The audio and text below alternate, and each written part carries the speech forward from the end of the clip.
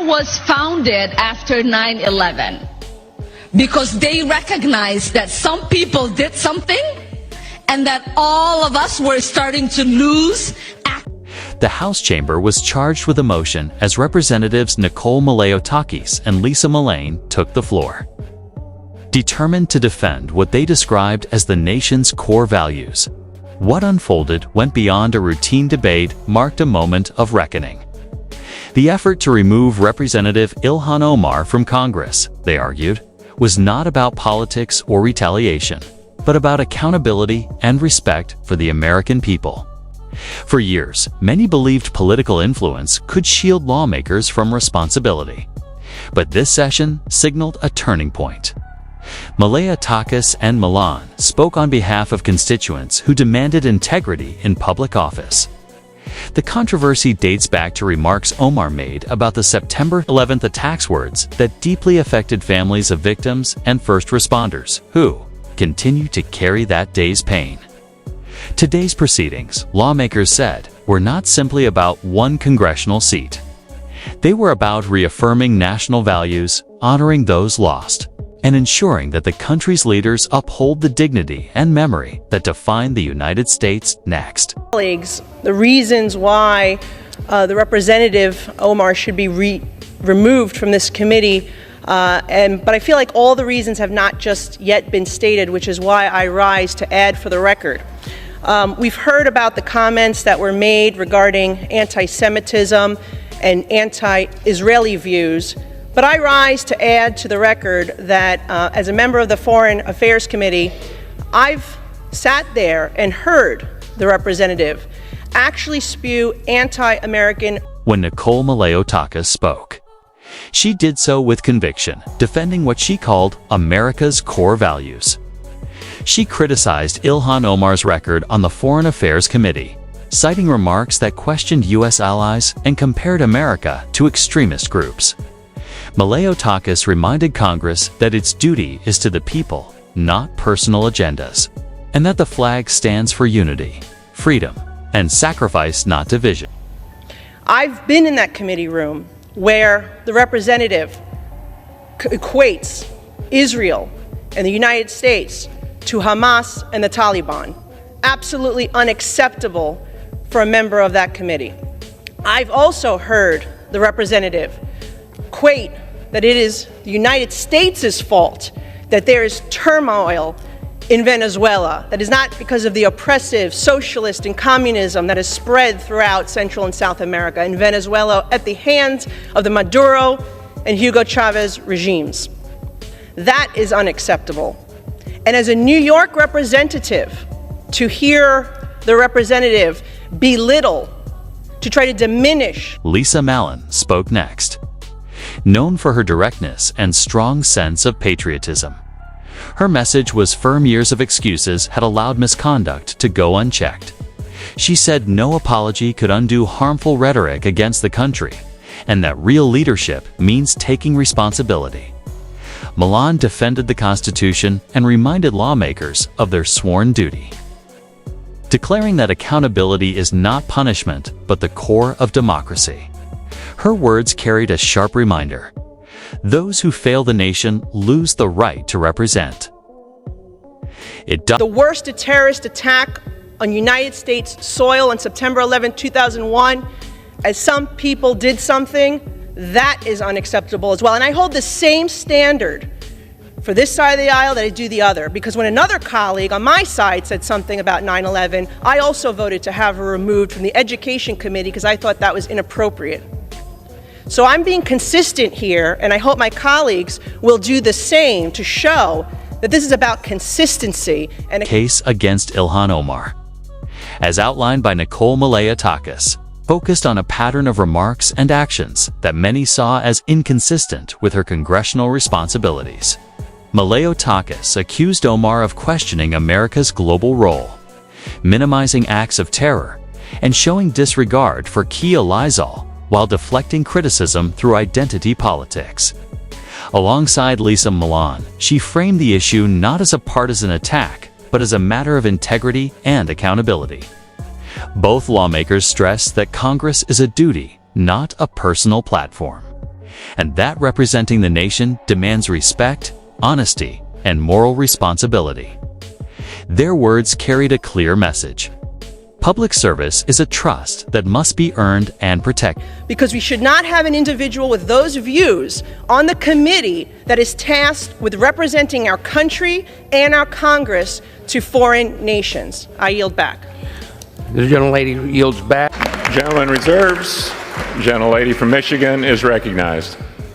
Thank you, Mr. Speaker. And to use that logic, well, then all those people should have just said sorry and we'd move on, right? But no, we don't do that. And let me tell you, I take a little bit of offense to what the hell is wrong with me. I'll tell you, there's nothing wrong with me. I took an oath to defend the Constitution, and that's exactly what I'm going to do. Again, I'm not going to apologize. As the chamber prepared to vote, the atmosphere grew heavy with anticipation. When the gavel finally struck, the outcome was Ilhan Omar was removed from her position. The moment carried more than political weight. It was seen as a statement that Congress could still enforce accountability. Applause followed, reflecting unity beyond party lines and a shared sense of renewed trust in the system. The decision quickly spread across the country, stirring reactions of relief and pride. For many, Nicole Malliotakis and Lisa McClain's stand symbolized leadership grounded in principle, reminder that integrity and courage can still shape the direction of history. I'm going to hold the Constitution, and it's very simple. We really shouldn't even have this debate. If you break the law and you follow due process, there are consequences to your actions, even if you say sorry. So we can try all of the diversion tactics that we would like. It doesn't change the fact that someone broke the law and that someone should be held accountable. Ilhan Omar's removal was seen as a major milestone. But Nicole Malliotakis and Lisa McClain cautioned that the larger battle was far from over. They argued that divisive rhetoric still lingers in Congress, where some view America as the problem instead of its strength. Their message went beyond one vote, was about restoring national unity and electing leaders who take pride in their country. They called for patriotism grounded in integrity and respect for the flag as a symbol of shared purpose. The vote, they said, proved that courage and accountability can rise above division and help guide the nation toward a stronger, more united future. It is disappointing, Mr. Speaker, that their own party can't hold them accountable, that they have such hypocrisy. So with that, I yield 2 minutes to my friend from New York, Nicole Malliotakis. Gentlelady is recognized for... The aftermath of Ilhan Omar's removal sent ripples through every corner of Washington. D.C., what had begun as a procedural vote, quickly became a defining test of conscience. Lawmakers who once stayed quiet now faced a stark choice: stand by the values that define the nation or defend someone accused of undermining them. The tension inside the Capitol was unmistakable. Reporters crowded hallways. Aides whispered behind closed doors. And every office seemed to feel the weight of history pressing down. In that atmosphere, Nicole Malliotakis and Lisa McClain stepped forward, not seeking glory or political victory, but standing firmly on principle. They became symbols of what Congress could still be, a place where integrity outweighed convenience. Their message was clear: America's unity and honor were not up for negotiation. Across the country, the public response was electric. Citizens from all backgrounds, veterans, first responders, and families still carrying the memory of 9/11s flooded social media with messages of gratitude. Many described a sense of relief, even redemption, that leaders had finally acted with courage. While some tried to frame Omar's removal as unfair, most Americans viewed it as long overdue accountability. The event reignited a belief that moral clarity still has a place in government. Behind the cameras, however, the cost was personal. Lisa McClain later admitted that standing against the political establishment was never easy. She faced criticism, pressure, and isolation, but she carried on, guided by duty rather than comfort.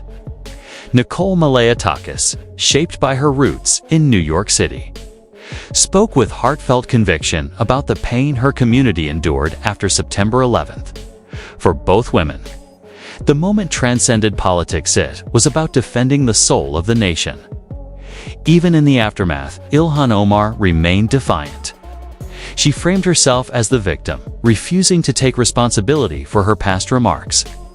That response only deepened the national divide and reinforced why accountability mattered in the first place. Each vote that night became more than a political gesture, was a moral declaration. Yes, represented unity, loyalty, and respect for country. No exposed hesitation, fear, and the absence of conviction.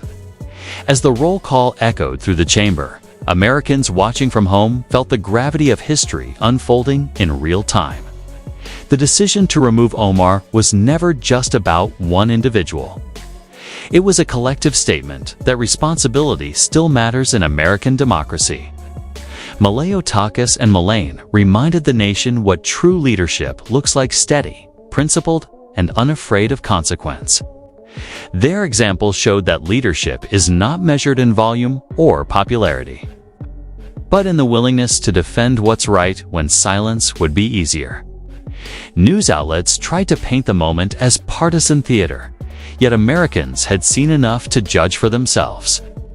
They heard the words, watched the debates, and recognized the sincerity behind the action. What emerged was more than a political shift. It was the birth of accountability politics, a new standard demanding that public figures respect the weight of their platform. From coast to coast, rallies erupted in support.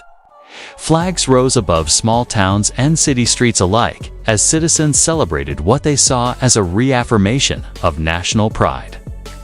Veterans spoke at gatherings, expressing gratitude for a stand rooted not in hatred or division,